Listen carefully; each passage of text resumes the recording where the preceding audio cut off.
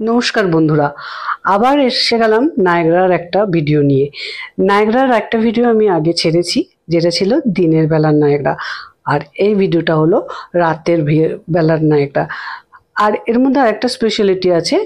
এইটা যেদিন তোলা হয়েছে ছবিটা, সেদিন ছিল 1 জুলাই, যেটা কানাডার স্বাধীনতা দিবস। আমার বোন কানাডায় থাকে, ও নায়াগ্রা জলপ্রপাতে ওই দিনকে গিয়েছিল এবং এই ভিডিওটা করেছে।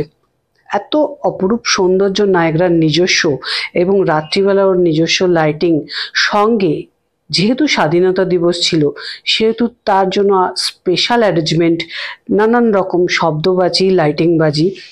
10টার সময় এই বাজি নাকি শুরু হয় এবং অনেকক্ষণ চলতে থাকে। তো ও ছোট বাচ্চা কাচ্চা নিয়ে গেছিল বলে 11:30 পর্যন্ত ছিল।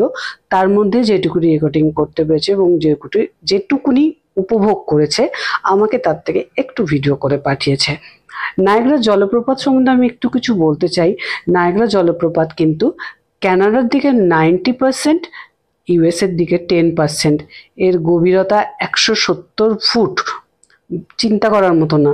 আর এর সৌন্দর্যের জন্যই বিশ্ববিখ্যাত। 12,000 বছর পুরনো এই নায়াগ্রা জলপ্রপাত কিন্তু প্রতি বছরে 1 ফুট করে সরে যাচ্ছে। আস্তে আস্তে কতটা সরে যাবে এটা চিন্তা করার ব্যাপার। এর স্রোত রাতের বেলা খুবই বেড়ে যায়, এর জন্য একে দেখতে আরো সৌন্দর্যটা বেড়ে যায় রাতের বেলায়। নায়াগ্রা জলপ্রপাতকে দুটো হ্রদ, এরি হ্রদ, অন্টারিও হ্রদ মিলে নায়াগ্রা জলপ্রপাতটা তৈরি হয়েছে।